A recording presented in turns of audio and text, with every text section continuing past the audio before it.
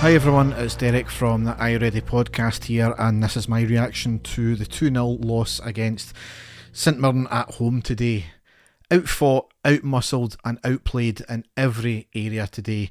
No heart, no desire, no tactics, no skill, no inventiveness. We made it easy for St Mirren. The CEO came out and said that results had to improve. Since then, we've had our worst ever defeat in the Cup against Queen's Park at home, a lacklustre win against Hearts, now a home defeat against St Mirren.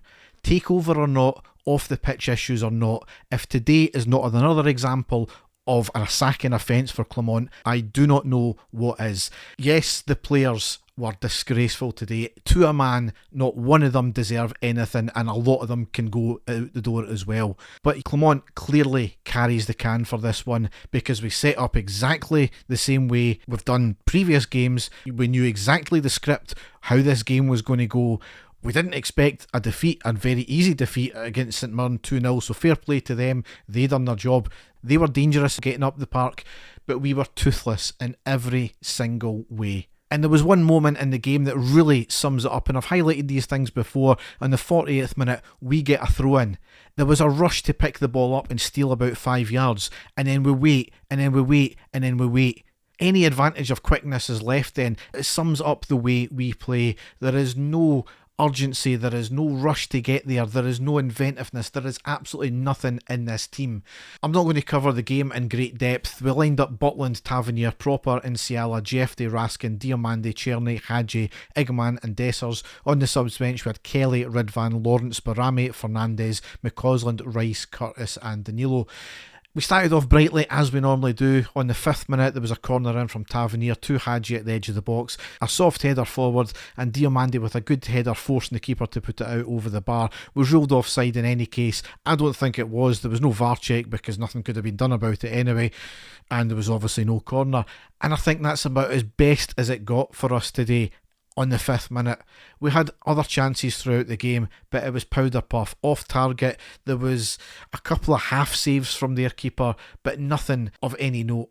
On the 8th minute, there was a pass back to Butland, a really poor kick out right to the St Mirren player at the edge of the box, who shoots. A big save from Butland, deflected to the other St Mirren player, who shoots it, and Butland puts it over for the corner. Once again, Butland, the creator of his own downfall there.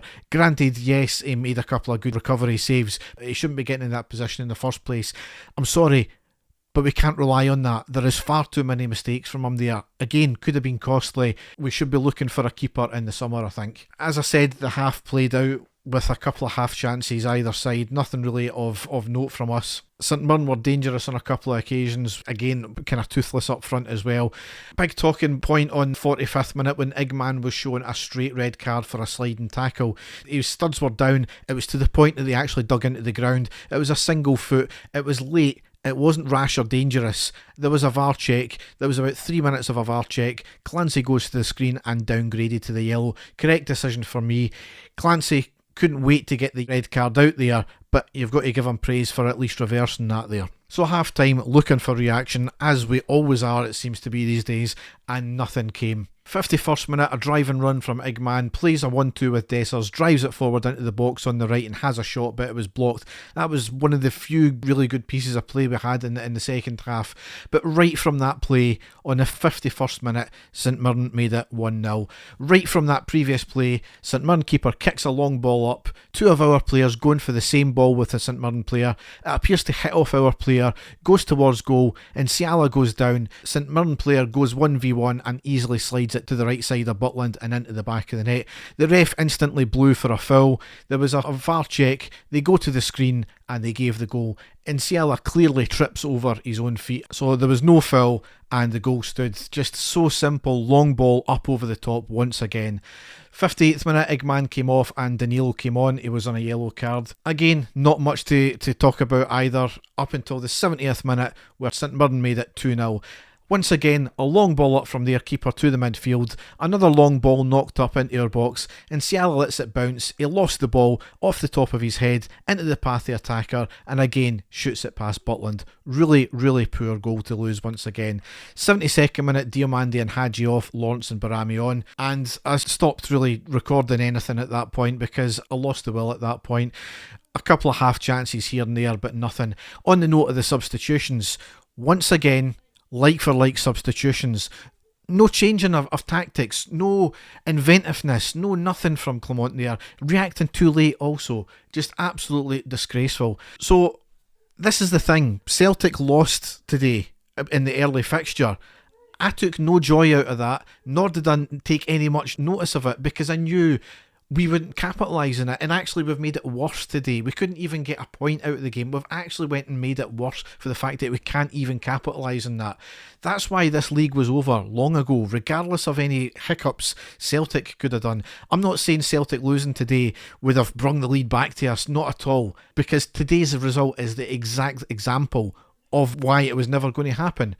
So the CEO has a big decision to make tonight, and it has to happen tonight, because he's putting his reputation on the line here by keeping Clement. This isn't going to get any better. This isn't going to just steady the ship at all. This is only going to get worse from here on in. If he hasn't understood that by now, he will not be long in the job at Rangers, because you cannot let this go on any longer. It's went on 6 months too long as it stands. It cannot go on any longer. He will find out very shortly with season ticket sales and such like that Rangers fans will not stand for this anymore. So I can't really sum up much more than that. Dave or I will be back for a post-match on the game on Wednesday. That's away against Kilmarnock at 8 o'clock.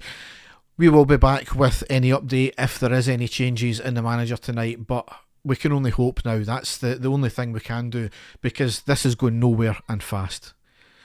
All that's left to say is thanks for listening and goodbye.